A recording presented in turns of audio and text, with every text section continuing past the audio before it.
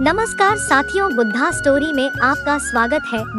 साथियों, किसी के भी मन की बात जानने के लिए 4 तरीके होते हैं, परंतु इन 4 तरीकों को समझना अति आवश्यक है। यदि आप इन 4 तरीकों को समझ लेते हैं तो आप किसी के भी मन की बात बहुत ही आसानी से समझ सकते हैं। तो आइए एक बौद्ध कहानी के माध्यम से आप दूसरों के मन की बातें जान सकते हैं, समझ सकते हैं। बहुत समय पहले की बात है। एक छोटा सा गांव था। उस गांव में 2 भाई रहते थे। छोटा भाई अंधा था, जिस कारण वह हमेशा घर पर ही बैठा रहता था, और बड़ा भाई खेती किया करता था। लेकिन खेतों में अत्यधिक जानवर आने से फसल नष्ट हो जाती थी, जिस कारण बड़ा भाई बहुत परेशान हो चुका था। तभी उसे एक विचार आया, खेतों में इन जानवरों को भगाने के लिए क्यों ना अपने छोटे भाई की मदद लूं। वैसे भी छोटा भाई अंधा है, कुछ काम तो करता नहीं। अगर वह खेत में बैठा रहेगा तो जानवरों के आने पर वह जोर जोर से चिल्लाकर जानवरों को भगा सकता है, जिससे हमारी फसलें बच सकती है। इसलिए वह बड़ा भाई छोटे भाई को खेत में बैठाने की सोचा, और उसने खेत में ही एक छोटी सी झोपड़ी तैयार की और अपने छोटे भाई को वही खेत में बैठा दिया। और छोटे भाई से कहा, अगर कोई जानवर का आहट सुनाई दे तो जोर जोर से चिल्लाना। ये सुनकर वो जानवर खेत से भाग जाएंगे और हमारी फसल नष्ट होने से बच जाएगी। छोटा भाई खुशी खुशी अपने बड़े भाई की बात मान लेता है, और वह उस दिन से खेत में रहना शुरू कर देता है। जब भी किसी जानवर की आहट उसे सुनाई देती तो वह जोर जोर से चिल्लाना शुरू कर देता, जिससे जानवर खेतों से भाग जाते। ऐसा करते करते बहुत दिन बीत चुके थे। तभी एक दिन उसके खेत में एक हिरण भागता हुआ आया, और वह खेत के रस्सी को तोड़कर वहां से भाग गया। और उसका पीछा करते हुए एक राजा उसके खेत में आ पहुंचा। तभी राजा की नजर उस अंधे आदमी पर पड़ती है। राजा उस अंधे आदमी से पूछता है, मैं एक हिरण का पीछा कर रहा था, क्या तुमने उस जानवर को देखा है? इस पर वह अंधा व्यक्ति कहता है, राजा साहब, मैं तो अंधा हूँ, मैं भला किसी जानवर को कैसे देख सकता हूँ। लेकिन मैं इतना जरूर बता सकता हूँ, जो जानवर मेरे खेतों से होकर भागा है वो आपके लायक नहीं है। आप उसके पीछे अपना समय यूं ही बर्बाद कर रही हैं। राज उस अंधे आदमी की बात सुनकर बड़ा आश्चर्य में पड़ गया। वो ये सोचने लगा कि ये तो अंधा है, इसे कैसे पता कि जिस हिरण को मैं तलाश रहा हूँ वो हिरण मेरे लायक नहीं है। ये अंधा व्यक्ति कैसे बता सकता है? तभी राजा उस अंधे व्यक्ति से कहता है, आपको कैसे पता है कि वो हिरण मेरे लायक नहीं है? इस पर वह अंधा व्यक्ति कहता है, राजा साहब, जिसे आप हिरण समझ रहे हैं, बल्कि वो एक हिरणी है, वो भी गर्भवती है। और जहाँ तक मुझे पता है कि किसी राजा को किसी गर्भवती हिरण का शिकार करते हुए नहीं सुना है, और इसी कारण मैं कहता हूँ वो हिरनी आपके लायक नहीं है। आप उसके पीछे अपना समय बर्बाद ना करें। ये सुनकर राजा और भी आश्चर्य में पड़ गया। वह ये सोचने लगा कि आखिर ये अंधा आदमी ये कैसे जान सकता है कि वह एक हिरणी है और गर्भवती है। राजा कुछ देर सोच विचार करने के बाद अपने मंत्री से कहता है, मंत्री जी, मुझे वो जानवर जिंदा चाहिए, क्योंकि मुझे ये पता करना है कि क्या वह हिरनी है, क्या वह गर्भवती है। क्योंकि यह अंधा आदमी बहुत ही विश्वास के साथ कहता है, और मुझे इस बात की पुष्टि करनी है। यदि वह हिरनी गर्भवती है तो हमारे शिकार के लायक नहीं है, क्योंकि हम तो एक हिरण का पीछा कर रहे थे। इसलिए जाओ और पता करो क्या वह हिरनी है। मंत्री राजा की आज्ञा लेकर आगे की ओर बढ़ जाता है, और कुछ देर बाद जब वह वापस लौट कर आता है तो वह राजा को कहता है, हे राजन, इस अंधे आदमी ने जो भी बातें कही है वो बिल्कुल सही है। वो एक हिरनी ही है और वह गर्भवती भी है। ये सुनकर राजा आश्चर्यचकित रह गया। उसे ये समझ नहीं आ रहा था कि आखिर ये अंधा आदमी कैसे पता कर सकता है कि वो जानवर एक हिरनी है और तो और वो गर्भवती है। भला एक अंधा आदमी ये कैसे देख सकता है, ये कैसे जान सकता है, आखिर इसे कैसे पता चला? ऐसे कई सारे प्रश्न राजा के मन में आने लगे। अब राजा ने ये ठान लिया था कि मुझे इस बात की तह तक पहुंचना ही है कि आखिर ये अंधा आदमी कैसे जानता है वह एक जानवर एक हिरनी है। ये सोचकर राजा उस सांधे आदमी के पास जाता है और उस अंधे आदमी से कहता है, देखो मैं तो ये नहीं जानता कि तुम सचमुच अंधे हो या नहीं, लेकिन मैं तुमसे एक बात जानने के लिए आया हूँ। क्या तुम मेरे प्रश्न का सही सही उत्तर दोगे?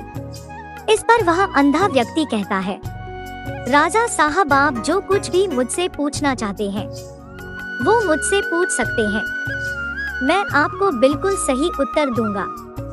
इस पर वह राजा कहता है, देखो एक तो तुम कहते हो कि तुम अंधे हो और एक तरफ तुमने ये बता दिया कि जिस जानवर का मैं पीछा कर रहा हूँ वो एक हिरनी है और तो और वो गर्भवती भी है। आखिर तुम्हें कैसे पता चला?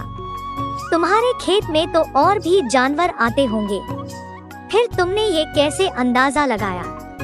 तभी वह अंधा व्यक्ति राजा से कहता है, हे राजन, जब आप उस हिरनी का पीछा कर रहे थे, जब वह मेरे खेत में आई तो उसके भागने की रफ्तार से मुझे ये एहसास हो चुका था कि ये एक हिरनी है और मेरे खेत में जो रस्सी है वह बहुत छोटी है, उसकी ऊंचाई ज्यादा नहीं है।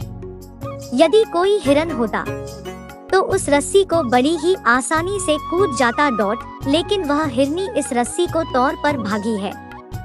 यदि वो इस रस्सी को छलांग लगाने की प्रयास करती तो इससे उसके बच्चे को खतरा होता। इसी बात से मैंने पता लगा लिया कि वह गर्भवती है, जिस कारण छलांग ना लगाकर मेरे खेत की रस्सी को तोड़कर भागी। इस पर राजा के मन में एक और प्रश्न उठा। राजा ने कहा, परंतु तुम्हें कैसे पता चला कि वह एक हिरनी ही है? और भी तो जानवर यहाँ पर आ सकते हैं। इस पर वह अंधा व्यक्ति कहता है, हे राजन, मैं पूरा दिन यहीं पर बैठा रहता और मेरे सुनने की शक्ति बहुत तेज है। मैं भाप जाता हूँ कि कौन सा जानवर मेरे खेत में आया है और उसी के आधार पर जोर जोर से चिल्लाता हूँ ताकि वो मेरे खेत से भाग जाए और मेरे खेत के फसलों को बर्बाद ना कर पाए। राजा उस अंधे आदमी के जवाब सुनकर पूरी तरह से संतुष्ट हो चुका था। वह मन ही मन सोच रहा था कि भले ही ये आदमी अंधा है, लेकिन ये तो बड़ा ही ज्ञानी मालूम पड़ता है। इस आदमी से तो कुछ ना कुछ काम निकलवाना ही चाहिए।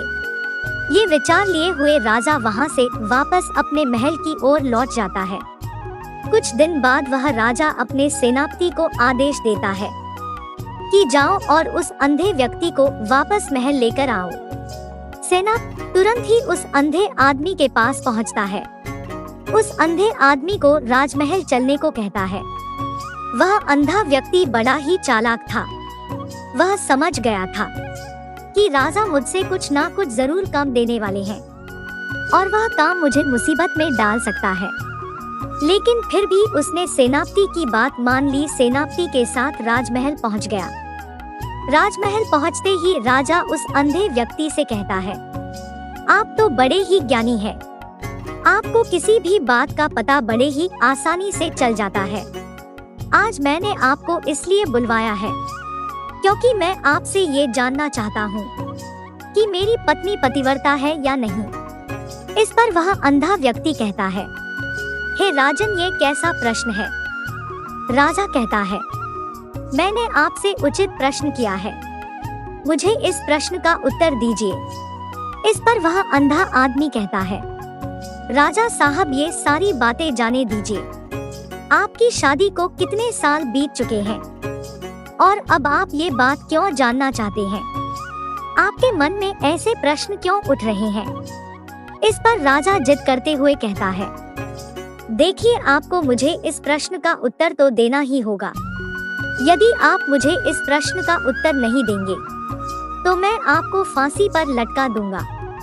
राजा के मुंह से यह बात सुनकर वह अंधा आदमी कहा, राजा साहब, यदि आप इस प्रश्न का उत्तर चाहते हैं तो उसके लिए आपको मेरा एक काम करना होगा। राजा कहता है, मुझे क्या काम करना होगा?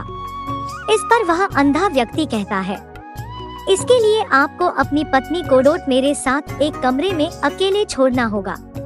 उस अंधे आदमी के मुंह से यह बात सुनकर पहले तो वह राजा क्रोधित हो जाता है, लेकिन फिर कुछ सोच विचार करने के बाद वह उस अंधे व्यक्ति की बात मान लेता है और वह अपने सेनापति को आदेश देता है कि मेरी पत्नी को और इस व्यक्ति को कुछ देर के लिए अकेले छोड़ दे। सेनापति राजा का आज्ञा का पालन करता है। अब राजा की पत्नी और वह अंधा आदमी एक कमरे में बंद हो चुके होते हैं। तभी वह अंधा आदमी राजा की पत्नी से कहता है, मुझे आपको छूना है। इस बात पर रानी अत्यधिक क्रोधित हो जाती है और उस अंधे आदमी को पकड़ पकड़ कर पीटने लगती है, कभी हाथों से तो कभी लातों से। इस तरह से रानी ने उस अंधे आदमी को खूब पिटाई की। उसके बाद किसी तरह वह अंधा आदमी किसी तरह जान बचाकर वहां से भाग निकलता है और वह राजा के पास पहुंचता है और राजा से कहता है, हे राजन, आपकी पत्नी पतिव्रता नहीं है। यह बात सुनकर राजा अत्यधिक क्रोधित हो उठता है और राजा अपनी तलवार म्यान में से निकालकर सीधा अपनी पत्नी की ओर जाता है और क्रोधित होकर अपनी पत्नी से कहता है, रानी, आज जो मैं आपसे सवाल पूछता हूँ उसका सच सच जवाब दीजिएगा, और यदि आपने एक शब्द झूठ कहा तो मैं अभी के अभी आपका सर कलम कर दूंगा। तब वह राजा कहता है, आप मुझे बताइए कि आप पतिव्रता है या नहीं। इस पर रानी खाती है, आप मुझे भले जान से मार दीजिए, लेकिन मैं पतिव्रता नहीं हूँ। राजा यह बात सुनकर बहुत खुश हुआ, क्योंकि जो उस अंधे आदमी ने जो कुछ भी कहा था वो सच था। ये बात सुनकर वह राजा उस अंधे आदमी के पास पहुंचता है और आकर उस अंधे आदमी से कहता है कि आपको कैसे पता चला कि मेरी पत्नी पतिव्रता है या नहीं। इस पर वह अंधा आदमी कहता है, हे राजन, बहुत सीधी सी बात है। मैंने तो आपकी पत्नी से सिर्फ इतना ही कहा था कि मुझे आपको छूना है। इस बात पर वह इतना क्रोधित हो उठी कि उन्होंने मुझे गुस्से में आकर लात गुस्सा से पीटना शुरू कर दिया। भला कोई औरत किसी और मर्द को कैसे छू सकती है, लेकिन उन्होंने ना आव देखा ना ताव मुझे पीटना शुरू कर दी, तो वो भी एक छूना ही हुआ। और एक पतिव्रता नारी कभी भी पराये मर्द को नहीं छूती। जब मैंने उनसे छूने के लिए कहा था तो वह उस वक्त मना कर देती, लेकिन उन्होंने मुझे पीटना शुरू कर दिया और पीटते पीटते उन्होंने मेरे पूरे शरीर को छू लिया। अब आप ही बताइए, ऐसे स्त्री भला पतिव्रता कैसे हो सकती है। इस पर वह राजा कहता है, आप तो बहुत ज्ञानी मालूम पड़ते हो। ठीक है, चलो आप मुझे एक और प्रश्न का जवाब दो। यदि आपने मेरे इस प्रश्न का सही सही उत्तर दे दिया तो मैं आपको यहाँ से जाने दूंगा। आगे वह राजा उस अंधे आदमी से कहता है कि आप मुझे ये बताओ कि मैं सच में मैं अपने पिता का ही पुत्र हूँ या फिर किसी और का। इस पर वह अंधा आदमी कहता है, हे राजन, इस बात से आपको क्या लेना देना। आप किसी के भी औलाद हो, आखिर आप है तो इस राज्य का राजा, इसलिए इस प्रश्न को जाने दीजिए। लेकिन वह राजा कहता है, नहीं नहीं, मुझे इस प्रश्न का सही सही जवाब चाहिए, अथवा ये प्रश्न मुझे हमेशा परेशान करता रहेगा। इसलिए मैं इसका सही सही जवाब जानना चाहता हूँ। यदि आप इसका सही सही उत्तर दे देते हो तो आप यहाँ से जा सकते हैं, आपको नहीं रोकूंगा। इस पर वह अंधा आदमी कहता है, हे राजन, इसके लिए आपके माँ के पास जाने की मुझे कोई आवश्यकता नहीं है। मैं आपको अभी के अभी आपको ये बता सकता हूँ कि आप किसके औलाद हैं। लेकिन उससे पहले मैं चाहता हूँ कि आप मुझसे एक वादा करें कि आप मुझ पर क्रोध नहीं करेंगे। राजा ने कहा, मैं आपसे वादा करता हूँ, मैं आप पे क्रोध नहीं करूँगा। उसके बाद वह अंधा आदमी राजा से कहता है, राजा साहब आप हैं तो अपने ही पिता के पुत्र, लेकिन आप पर एक कंजूस सेठ की छाया पड़ी हुई है। ये सुनकर राजा बहुत क्रोधित हो उठा और वह अपनी तलवार निकालकर अपनी माँ के पास जा पहुँचा। वहाँ पर पहुँचने के बाद अपनी माँ से कहता है, माँ मुझे सच सच बताइए, क्या मैं अपने ही पिता का पुत्र हूँ या नहीं? यदि आपने सही नहीं बताया तो यहीं पर अपनी प्राण त्याग दूंगा। मुझे बताइए क्या सच है? इस पर वह राजा की माँ कहती है, बेटा तू है तो अपने ही पिता के पुत्र, लेकिन तुम्हारे ऊपर एक कंजूस सेठ की छाया पड़ी हुई है। जब मैं नहाने के बाद अपना मुंह आईने में देख रही थी, तभी मुझे उस कांच के पीछे एक कंजूस सेठ नजर आता है और उसी की छाया तुम पर पड़ चुकी है। यह सुन राजा बहुत खुश हो जाता है और वह दौड़ा दौड़ा आदमी के पास पहुंच जाता है और उस आदमी से कहता है, आपको ये कैसे पता चला कि मुझ पर एक कंजूस सेठ की छाया पड़ी हुई है? इस पर वह अंधा आदमी कहता है, हे राजन, आपने मुझसे कई सारे सवाल पूछे जिनका जवाब सही सी मैंने दिया। कोई और राजा होता तो इसके बदले कई सारे इनाम मिल चुके होते, लेकिन अब तक आपने मुझे एक फूटी कौड़ी भी नहीं दी है। इस बात से ही मैंने अंदाजा लगा लिया था कि आप बहुत कंजूस हो। यह बात सुनकर राजा जोर जोर से हंसने लगा और कहता है, आप जो भी मांगेंगे मैं वो अवश्य दूंगा। उसके बाद वह अंधा आदमी राजा से इनाम लेकर वापस अपने घर चला जाता है। तो साथियों, कैसी लगी कहानी? आपको अपनी राय कमेंट बॉक्स में दें। फिर मिलते हैं अगले वीडियो में। जय हिंद।